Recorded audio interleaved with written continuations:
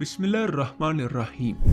नाज़रीन इकराम, सारे नबविया यानी रसूल पाक सल्लल्लाहु अलैहि वसल्लम की इस्तेमाल शुदा अशिया पहले खुलफ़ाए राशिदीन और उनके बाद खिलाफत बनु उमय्या और उनके बाद खिलाफत अब्बासिया के हवाले की गई। खिलाफत अब्बासिया के ज़वाल पर यह अमानत किन के हवाले की गई, यही हमारी आज की वीडियो का मौजू होगा। उम्मीद है कि आपको वीडियो पसंद आएगी।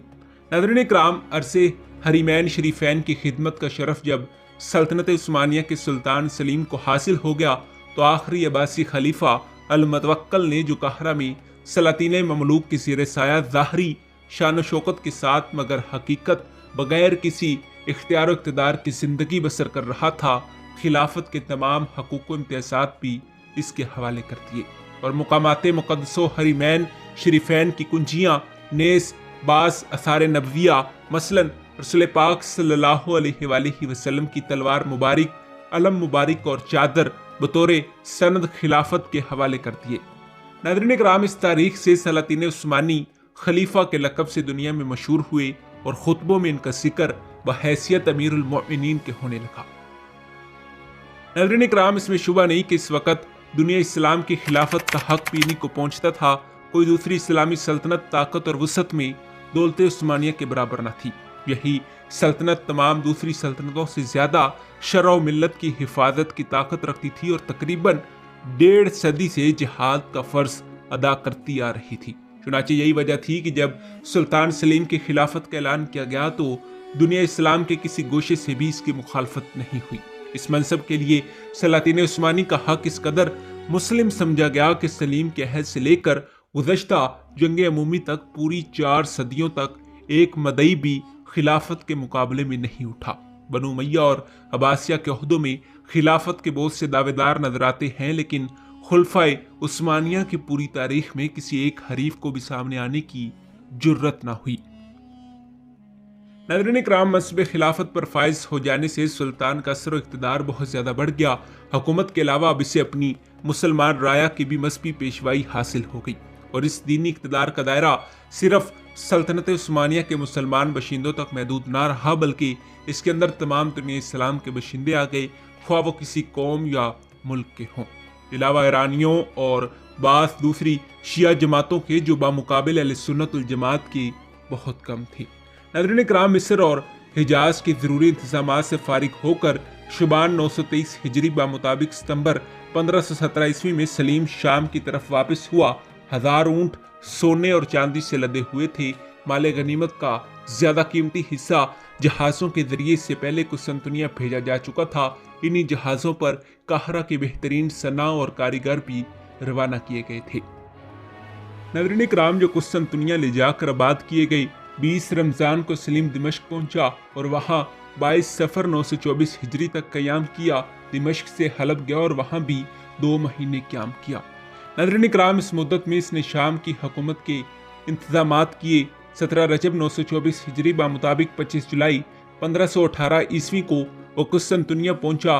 इसको वहां से रवाना हुए सिर्फ 2 साल गुजरे थे। इस थोड़ी सी मुद्दत में इसने शाम, मिस्र और हिजाज को फतह करके सल्तनत ममलूकिया का खात्मा कर दिया और सल्तनत उस्मानिया के रकबे को तकरीबन 2 चंद कर दिया। नाज़रीन इकराम, सलीम जब कुस्तुनतुनिया वापस आया तो स्पेन का सफ़ीर ईसाइयों के लिए बैतुल मक़दस की ज़ियारत की इजाज़त हासिल करने की गरज से इसकी खिदमत में हाजिर हुआ और इसके मुआवजे में वो रकम जो पहले सलातीन मिस्र को दी जाती थी, दौलत उस्मानिया को अदा करते रहने का वादा किया।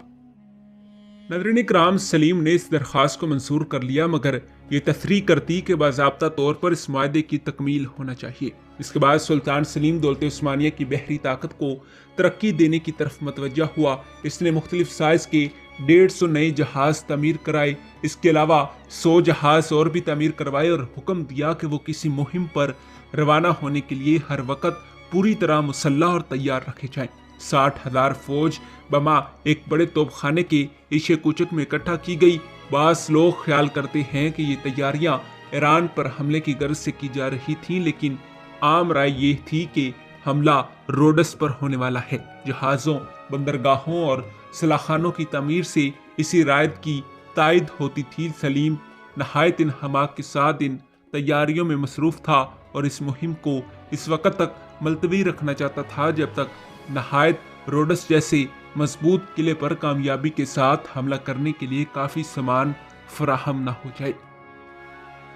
नाज़रीन इकराम, चुनांचे एक रोज इसने अपने वजीरों को बुलाकर कहा कि तुम रोडस के फतह के लिए मुझसे उजलत कराना चाहते हो, मगर तुम्हें यह भी मालूम है कि ऐसी मुहिम के लिए कितने सामान की जरूरत है।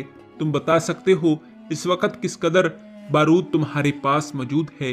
वज़रा इस सवाल के जवाब के लिए तैयार न थे, लेकिन दूसरे रोज उन्होंने आकर सलीम से कहा कि हमारे पास 4 महीने के मुहासरे के लिए काफी सामान मौजूद है। सलीम ये सुनकर नाराज हुआ और कहने लगा कि 4 माह के सामान जंग से क्या होता है, जबकि इसके 2 चंद मकदार भी काफी ना होगी। क्या तुम चाहते हो कि सुल्तान मोहम्मद सानी की सी रसवाई मुझे भी नसीब हो? मैं इस वक्त लड़ाई नहीं शुरू करूंगा और ना ऐसी नाकाफी तैयारियों के साथ रोडस का सफर करूंगा। अलावा बरी मेरा ख्याल है कि अब मुझे सिर्फ एक ही सफर इख्तियार करता है, यानी सफर आखरत। नाज़रीन इकराम, इसका यह ख्याल सही साबित हुआ। वो अदरना के लिए कुस्तंतनिया से रवाना हुआ।